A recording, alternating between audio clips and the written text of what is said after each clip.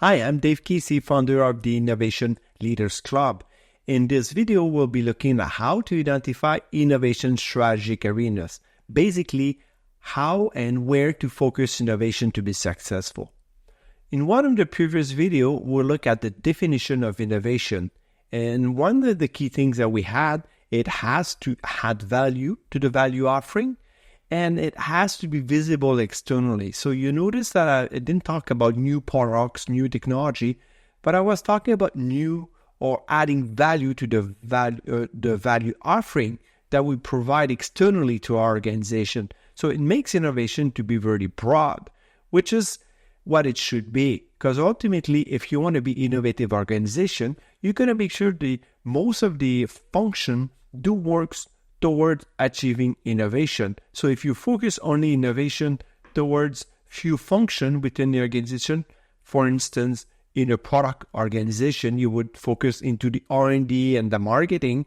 Ultimately, you will not be innovative organization if only those two functions really do focus on innovation. You will get innovative organization when all the function feels that they can contribute to innovation. For example, if I have an innovation into the business model, obviously people from finance, people from customer service, people from sales would be involved. And maybe would challenge the business model with the current product. So you see people being involved to innovate without necessarily getting the R&D people involved in this case. So ultimately, innovative organization, they have selected few strategic arenas, but those strategic arenas involve a lot of different people. So let's have a look what are these strategic arenas, and you will see how we can broaden the perspective of innovation within our organization and create value to our market.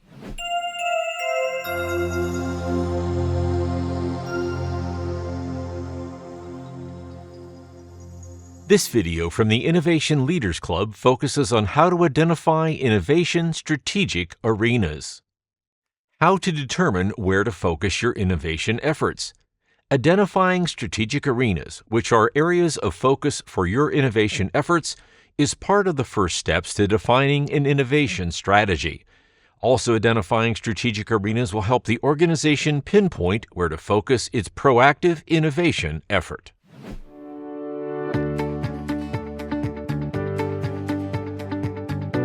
We have developed a 60-page visual guidebook on how to develop an innovation strategy. It is a fully illustrated step-by-step guide to building the foundation of an innovation system. Click the link in the description below to download it for free. More specifically, how to identify strategic arenas. The first deliverable of an innovation strategy is to quantify the goals and objectives coming from innovation. With the targeted goals and objectives determined, the next question is where these numbers will be derived from. This is exactly the aim of the second deliverable called Strategic Arenas, which aims to identify where these innovation business outcome targets will come from. Here is a more detailed process. We are going to cover strategic arenas in two modules. This module will delve deeper into Identify Strategic Arenas, while another module will cover Select Strategic Arenas.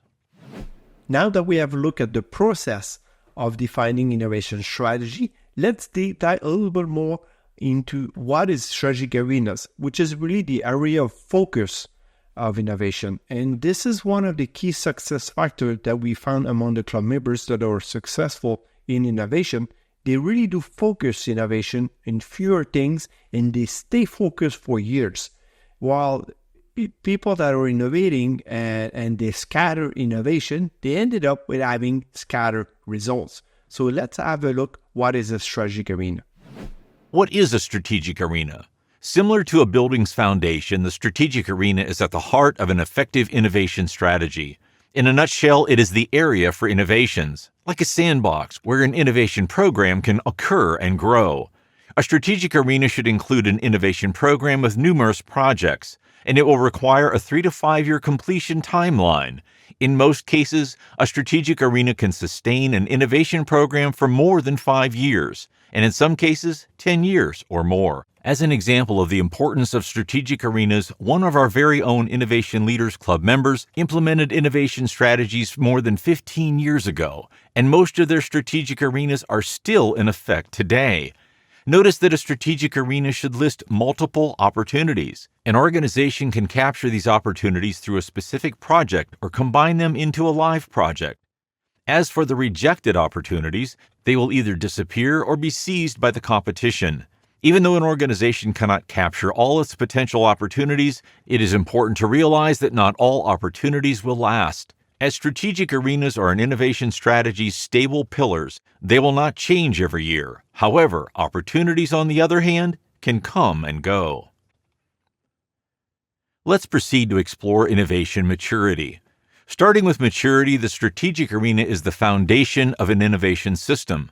Let's take an example of a milk producer who selected drinkable milk outside the home as a strategic arena. Moving on to the front end of innovation, also known as FEI, the lowest maturity is the opportunity. In the process of targeting a highly promising strategic arena, it will then involve the identification of several opportunities that are interrelated. Most likely, this is more than what the current innovation capacity of the organization can handle. This is an important decision, as you must select one or a few opportunities, of ideally no more than 3, within the strategic arena before moving forward with the innovation process. In this case of the milk producer, the opportunities for drinkable milk outside the home could be at schools, lunchboxes, vending machines, gyms, and so on.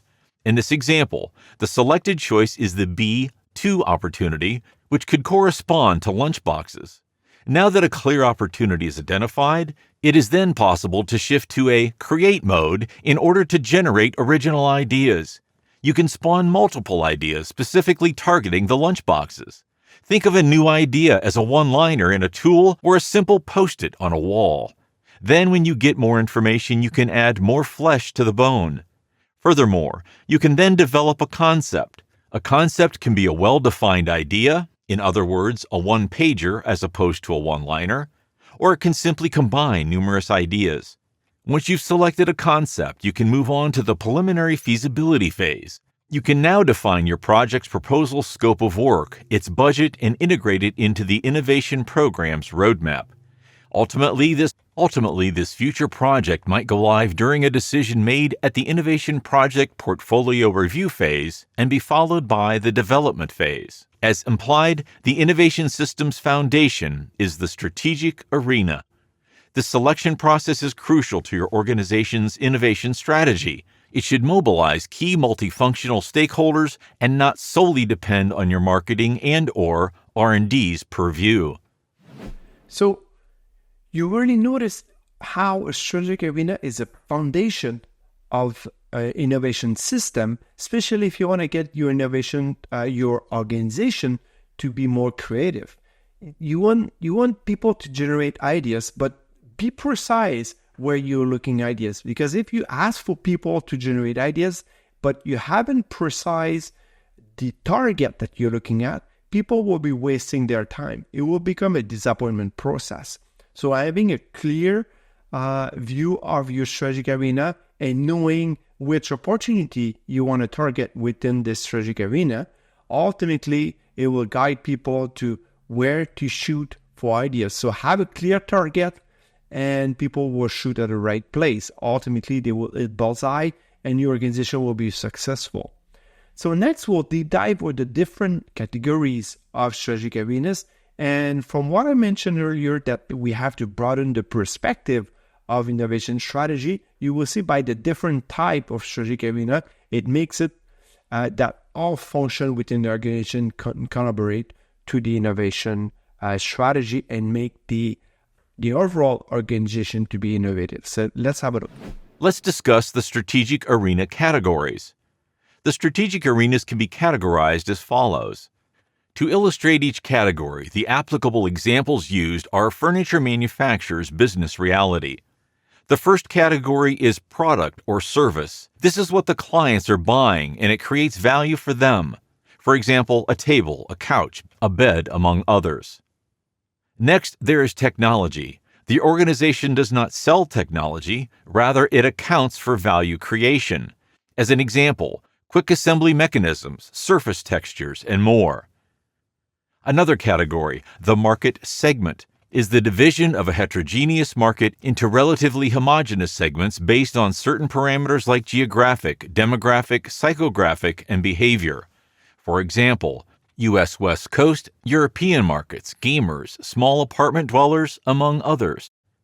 Then the business model is another category which covers how the company creates and captures its added value. As an example, refurbishing, renting, pay-per-use, upgradable, and more.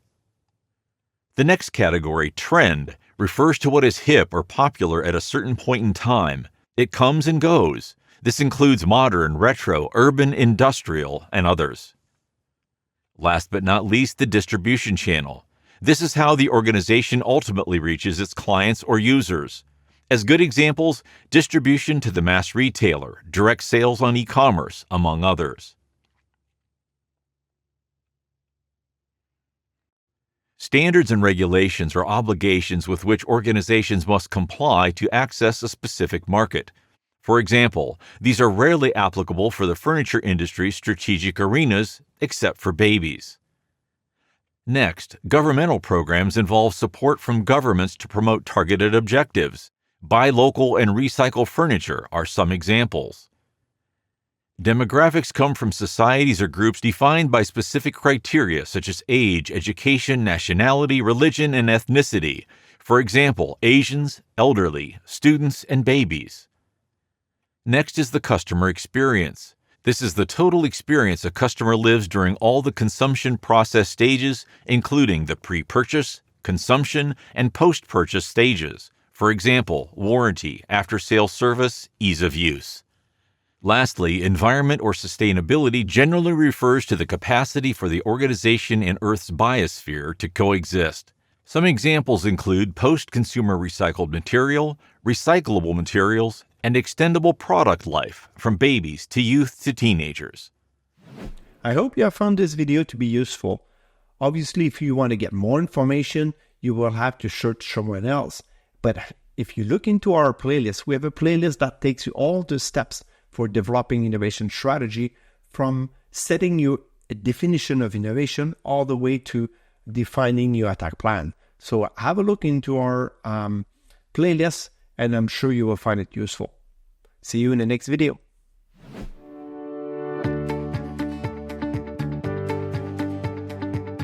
If you haven't already done so, you can get your hands on our popular 60-page visual guidebook for free. Click the link in the description below. Don't hesitate to watch the next video to learn even more about innovation management practices.